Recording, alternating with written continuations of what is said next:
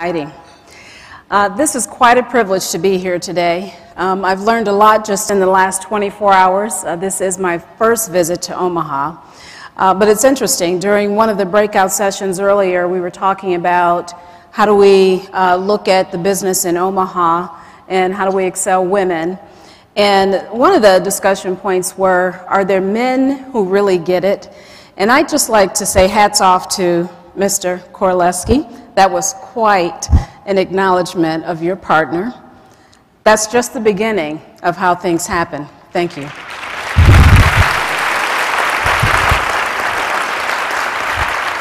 So welcome to this group of over 1,500 women and the brave few men that are in the room today. And as I mentioned, this is my first time to Omaha, and I've traveled quite a bit. And so I'd like to say that this is an interesting part of the country. In some respects, it feels isolated from everything else that's happening in the world, but then it also feels very close, and it feels like this is quite a value system here.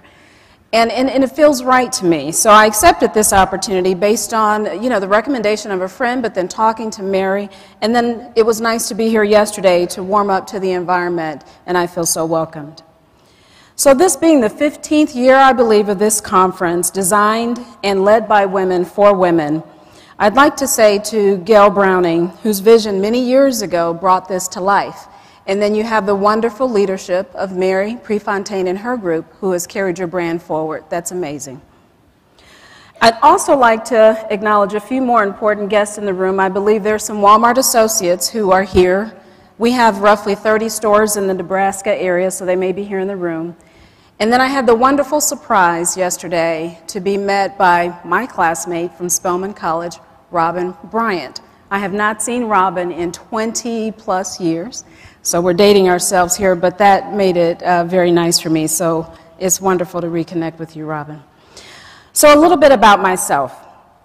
I grew up in Michigan, so I'm a Midwesterner myself.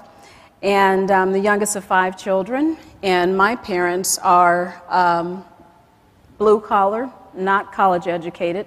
My siblings and I are the first generation college educated. At one time, there were 4 of us in college at one time. My dad worked 3 jobs, one of those being the auto industry. So what's happening right now in the auto industry is very near and dear to my heart.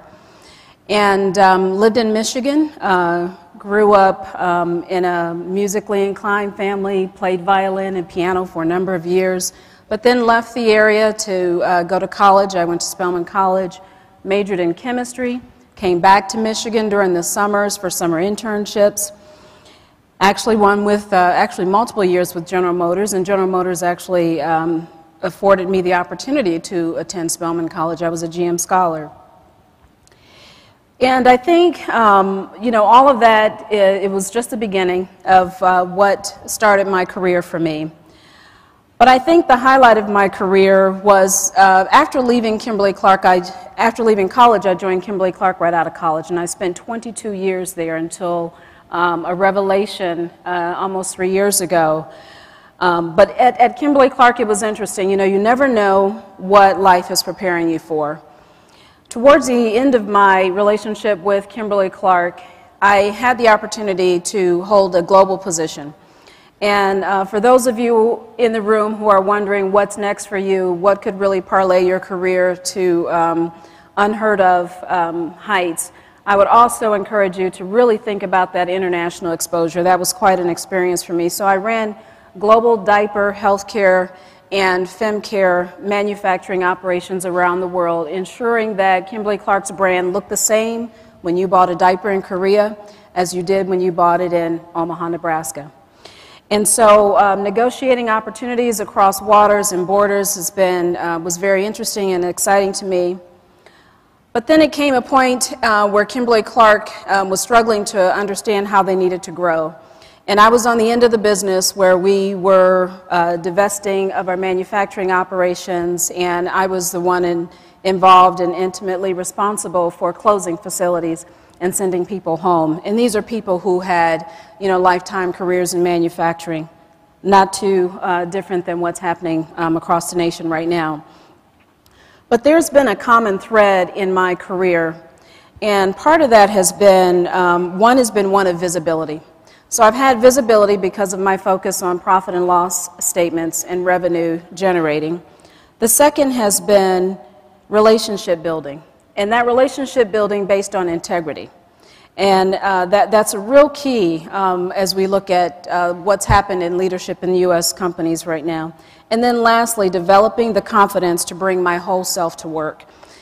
And that took a lot, as you may well tell, a double minority, African-American woman, actually had a different social life at home than I do at work. I think many of you in the room can identify with that. But it wasn't until I got to the point where I saw people losing their jobs and having to redefine themselves that I looked at myself and put the mirror up and said, well, who am I? And what am I made of? And what am I going to really do for a living? And so I began a journey probably 3 years before I left Kimberly-Clark and began to raise the mirror and began to think about how do I make sure that my head and my heart are at my desk every Monday morning. And I realized that that was much more difficult to do at Kimberly-Clark. I love the company. They had personally invested in me. I had mentors and sponsors that you would never believe. I was sent to the Wharton program. I mean, it was just a wonderful relationship, but our lifestyles were different. And so it's like getting out of a, unfortunate relationship.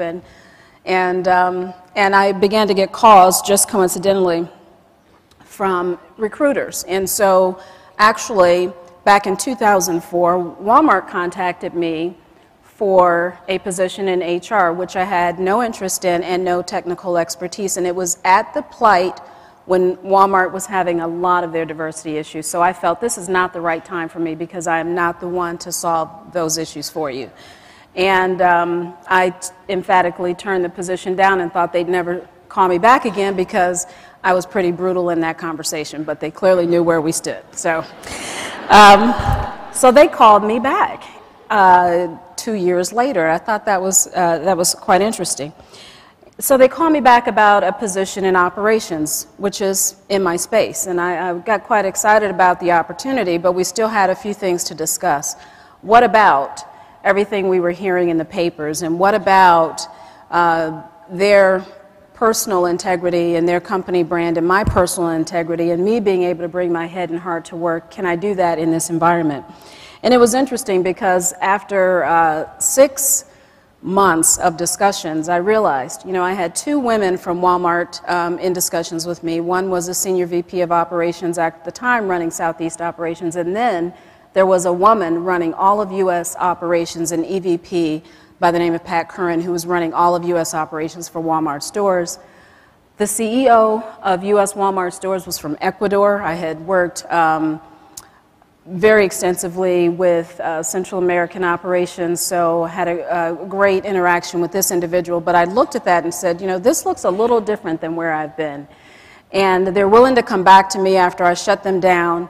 And in the meantime, they had cleaned up a few things that I think Walmart needed to focus on. And I'm going to talk about that for a moment because when I joined Walmart, I lost a few personal relationships that couldn't believe. I got the question, how could you? How could you do that? And so I took on the challenge of making sure that I knew who Walmart was, what I could bring to the table, and really what is their challenge and how are they going to get around it.